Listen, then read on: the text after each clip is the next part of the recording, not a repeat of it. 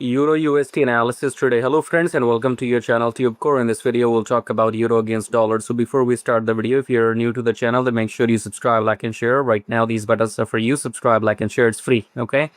Then we have a link which says swing like a pro. So click on that link, then come to this page. Come to this page right now where you can see these recent trades, recent setups, and you can join this program if you want to enter and exit with me in swing trading.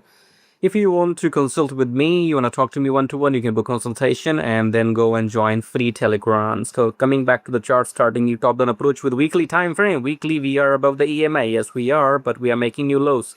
So weekly, we are above the EMA. Daily, we are below the EMA. 4-hour, we are below the EMA. So 2 time frames, we are below the EMA, 4-hour and daily. So look for shorts after each pullback in 4-hour. Okay. Pull back and then look for shorts in 4-hour because daily and 4-hour both are below the EMI. Okay, that's all you get in free analysis. Yeah, that is all you get in free analysis. Nobody will tell you when to enter, when to exit. So if you want to enter and exit with me precisely, then join this program, subscribe, like and share. Till then, take care.